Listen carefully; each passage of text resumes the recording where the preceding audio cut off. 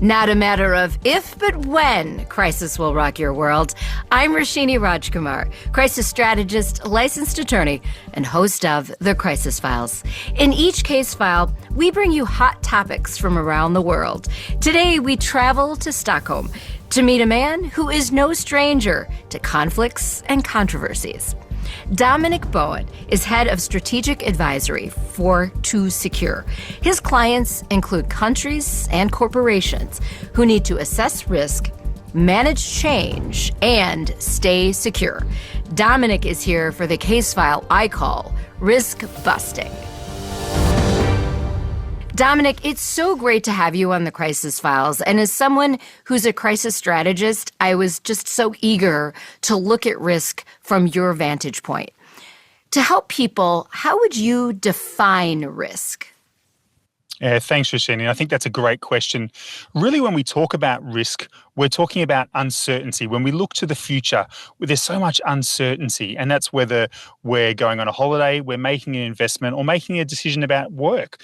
And that uncertainty, half of that is opportunity. That's why we get out of bed in the morning. But the other side of that is risk. And that's the potential for unexpected or unintended occurrence, deviations from what we're expecting, that disruption, that damage, that missed opportunity. That's what we talk about when we're talking about risk. But you can't forget that everywhere there's risk, there's opportunity. I love that. Do you think in general human beings are risk averse? I think we are. I think we definitely are. And we naturally think about the risks. You think about when a mother and father with their child crossing the road, we instinctively reach out for their hand or put our hand in front of them. We're quite risk averse. You know, as soon as we see a child climbing a tree, we're like, watch out, be careful. It's just our natural instinct. You know, when we're traveling, we think about how to mitigate that. When we go on a blind date, we think about all the potential risks and how we mitigate them. We do that naturally. But I think even more importantly than that, I think we are people that we're a group of animals that really do pursue opportunities. Because if they didn't, we wouldn't advance. If we weren't a creature, if we weren't a body, a collection of animals that was willing to accept risk and move forward, then we'd literally be in bed all day just watching Netflix. We wouldn't be pursuing the careers, the opportunities. We wouldn't be developing amazing podcasts like this.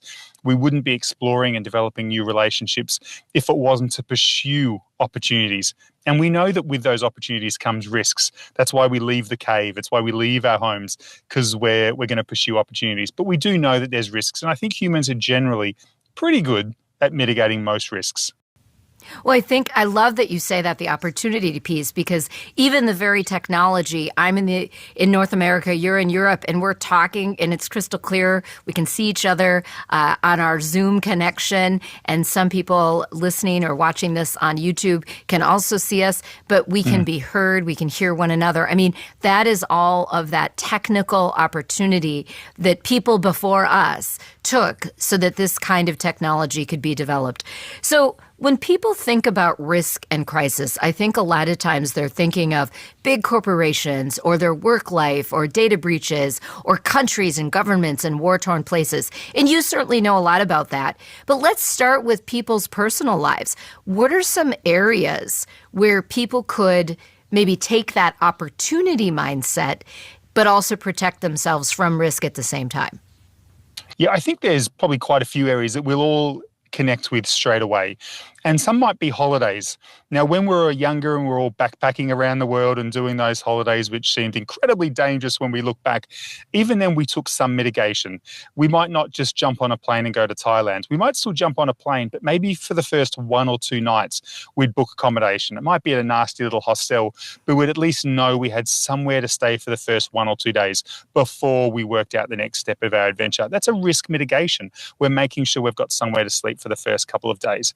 Now we're all a little bit more mature. We're adults. We've got families. We should be doing similar actions and just thinking about what happens if I get sick when I'm on this holiday. We all assume that we've got some sort of insurance, either through the airlines, through our travel company, through our home insurance, but have you actually checked? And my advice is, my strong recommendation is, don't wait until you're in Thailand or you're in Nairobi or you're somewhere around the world and you or a family member gets sick to then go, I wonder how I contact the insurance company. I wonder if they can actually evacuate from me from this location. that's not the time to be working out, have you got the right insurances and travel risk management systems in place? And it's exactly the same with our investments. When you're doing your investments, there's so many great investments out there. And I know you've had some great guests on the podcast talking about money and talking about investments. And there's so many opportunities out there. But likewise, you need to be thinking about, okay, what if this share collapses? What if the stock market goes bad? There's so many things that could impact that. And that doesn't mean you shouldn't invest, but just thinking about, what am I hedging? How am I diversifying? If this goes all bad, am I still going to be okay financially? So thinking about those sort of risks. And you can really do that with everything. As I said before, whether you're going on a blind date, whether you're choosing a new activity or a new sport to pick up, think about the opportunities, pursue those opportunities, but then really think about it, really internalize it and go, what if this does happen? What if this goes in the wrong direction? What does that mean for me and my family? Kind of one of those old adages, right, that you hear from your mother, your grandmother, don't put all your eggs in one basket. That probably just pertains to life in general, no matter what you're doing. And based on some of these examples you've given, if someone has just a gut instinct, that might be their own internal risk mitigation happening. And you're advising that we listen to that. Definitely, that gut instinct. Anyone that's read Sherlock Holmes books or that's watched the TV series or the movies will know it's not gut instinct. They're things that we all see, we all hear, we all smell. Sometimes we think something's wrong and we're not quite sure.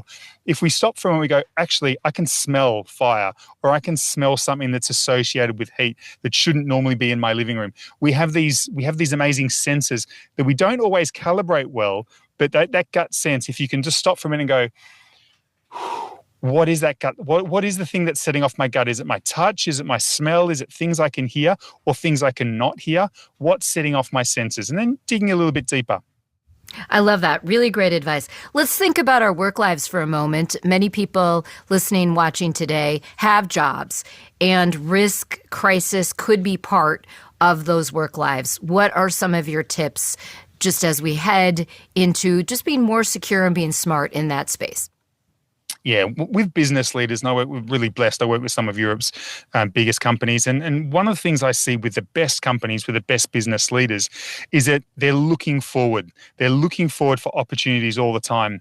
And what they also do is when they see risks, when they see emerging risks on the horizon, when they see potential challenges, they don't bunker down, they don't get scared, they don't back away.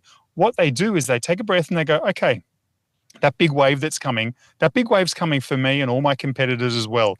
How do I position myself like a surfer, like being back on the beach in Australia, when you see a big wave coming? How do I position myself for success? Because everyone's going to get hit by this wave, but some people are going to surf it and other people are going to get smashed to the bottom. So how do I position myself with these risks? And that's what business leaders need to do today, because we are living in an increasingly volatile environment. We know that we saw just recently that the head of NATO is telling European business leaders to prepare for wartime scenarios. Prepare for wartime scenarios in 2024. Who would have thought the head of NATO would be saying that to business leaders?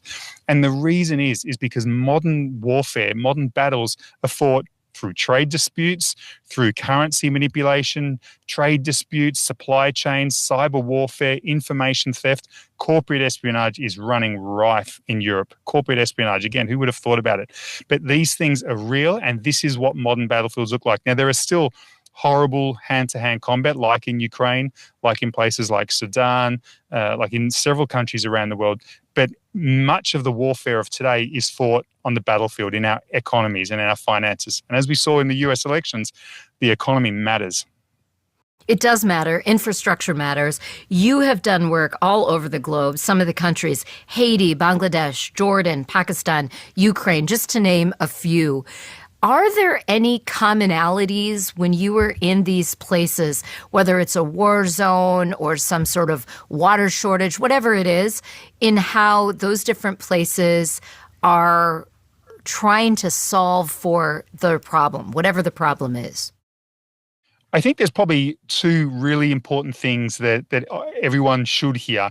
And one is countries affected by war. And I've had the real blessing, and I say blessing, of over 20 years of working in every major conflict zone for the last 20 plus years. And people are even more beautiful in war zones. And I tell you why. when we strip aside our fancy haircuts, our fancy phones, all the things that we live and we enjoy in Stockholm, in Melbourne, in London, and New York, when we strip all those things aside and we're just raw and we're surviving and we've just got to look after ourselves, our children and our neighbours, there's this intrinsic nature of humans that is just beautiful. You know, people often say when I come back from a war zone, oh my gosh, Dominic, that must have been hard. It's not. I come back so refreshed. I come back so motivated and with such a real faith in humankind. So I think adversity, conflict at its worst ends, and of course just lower levels of adversity in other ends, brings out the best in humans. Humankind is genuinely really, really good. And I know all countries, including beautiful America, has seen, you know, huge levels of internal conflict and civil unrest, but it's still a beautiful people. It's still one of the most successful countries in the earth. And I think that we need to keep that in mind. I think the second point that we also need to keep in mind is a very different point, but it's something that I've seen in Iraq, I saw it in Syria, and more recently I saw it in Ukraine. I had the benefit of being in Ukraine. I was in Odessa, I was in Mariupol before the Russians took a hold of it, just before the Russian invasion of Ukraine. And there's one thing I've seen all around the world, and that's that we don't want to believe that the risk is going to impact us. Even when something is brewing, that it's so obvious. I stood in a town called Avdiivka, overlooking the Odessa airport, surrounded by minefields, talking with an old lady. She was about 70. She had no windows, no electricity, no heating. Her building was largely destroyed by Russian mortars over the last 4 or 5 years, before the current conflict from 2014's Russia's invasion. And I said to her, you know, Russia is clearly about to do a large-scale invasion of this town. And she goes, no, it won't happen. It won't happen. And I said, look around. You haven't had electricity for years. You've got no windows. I mean, why don't you leave? You've got grandchildren in Kiev and other cities. Why don't you go and live with them? She goes, it won't happen. It's fine. And that's the same thing. And this lady wasn't silly. I've seen the same thing all around the world in conflict zones. We don't want to believe it's going to happen to us. It's the same way, Roshini. None of us want to believe that our kid's the bully at school. None of us want to believe that it's our colleague that's stealing money from the cash register. But the fact is, we know that these things happen, but we don't want to ever believe it's going to impact us. So our ability to assess risk and to assess crisis when we're in it is just not there. Think of the proverbial frog in the boiling water. Exactly. And that's quite an image for sure. So when we are in times of calm, or for those of us blessed to not be in a war zone, which is most of the United States, and I think people in the U.S. should count blessings for that. When we are reading about or watching the images of those war zones, that is the time for us as individuals and our businesses to be thinking about how do we prepare if that were to be on our doorstep, is kind of part of the message I'm hearing from you. Definitely. And it's a great tool. It's a great tool for retention. All of your listeners have once upon a time been an employee. Even if they're now a business leader, once upon a time they're an employee. And you think about you and you're an employee, and it could be a cash register at Walmart or McDonald's, or maybe something more senior. But you always look to your manager, and you always want a competent manager. So you investing in crisis management, in risk management, in good systems, in good processes, having stronger management capability, either your frontline managers or your senior executives, everyone wants to work at companies with good, strong leadership and good, strong risk management systems. So investing in those things are things that pay off immediately with good staff, good operations, managers that have the ability to look forward and see opportunities faster than their peers. But if crisis does occur, you've also got a team that's more capable and more able to recognize that it's a risk, or recognize that it's actually a crisis, and better able to respond. So investing in these things now is unquestionably the right thing to do. And I always like to remind people that proper, strategic, and really strong communication is the foundation and the umbrella for all of this. If we don't have that, and we don't have the trust of our leadership teams, our employees, then it all will fall apart, and you've got a crisis on your hands for sure. Dominic, I cannot let you go without asking, how do AI and cyber in general play into all of this? Because as we've discussed, and we all know, it's that infrastructure, it's the information grid. You've talked about the cyber espionage, the corporate espionage that goes on. So what are some of your predictions for AI and that zone as we move ahead? Really great question. And there is huge opportunities. huge opportunities with managing information, with our systems for the cybersecurity, and huge opportunities. We're seeing companies already having fantastic impacts and really outpacing their competition because of their ability to utilize artificial intelligence and machine learning. But of course, with that opportunities does come risk. There's significant risks and they're multifaceted. And you need to be thinking now, okay, what are the risks that present? And these risks are really real. For any of your listeners that are like, this doesn't happen. It does. It does. We see corporate espionage at least once or twice a month. I'll work with a large companies that many of your listeners will know, that has had a case of corporate espionage or state-sponsored espionage getting into their companies, either to steal intellectual property or to steal information, trade secrets, or simply to disrupt civil society, to disrupt a successful business. And that's what we see in the modern battlefield. So protecting your information, but utilizing things like AI, but then really asking the questions, where could this go wrong? And if you're working with a supplier or a subcontractor that's maybe building an AI system or machine learning system for you or rolling out new software, if you ask them, hey, where could this go wrong? Where are the vulnerabilities? If they say, no, there are none, well, okay, get yourself a new supplier. If That's they a say, red look, flag right there, right? it's a huge red flag. There's a huge red flag because we know governments operate, quite slowly because there's bureaucracies, and we all know that governments operate slowly. Businesses can operate a lot faster, but you know who can operate even faster than us? Criminals, the bad guys, because they're not constrained by laws. They're outlaws. They're not constrained by morals in many cases. So their ability to learn, adapt, and evolve is even faster than us. So we're always on the back foot. Governments are even further on the back foot, and corporations heavily so. So you've got to be continually asking, where is the gap? Where is the potential risk? How could this go wrong? And good companies will say, yeah, there are some risks. And this is what they are, 1, 2, 3. And this is what we're doing to mitigate those risks. But yeah, having those conversations, but definitely, look at the great software out there, utilize artificial intelligence, but just be continually asking yourself and training your business leaders to be asking those questions. Where are the opportunities? What risks come with it? How do we mitigate them? And then you'll be ahead of the competition. Well, even though some of the images you paint are quite dark and scary, it's better that people arm themselves, get ready, and really try to protect themselves. And that's what we're always looking for here on the Crisis Files, those solutions and prevention tips. So Dominic Bowen, thank you so much. Great information. You can find more Dominic on his podcast called International Risk. Great name, really great podcast. Connect directly with Dominic on LinkedIn. Today's case file is brought to you by Asset HR. Are you seeking more personalized attention than what large payroll companies offer? Asset HR prioritizes your business as if it were their own.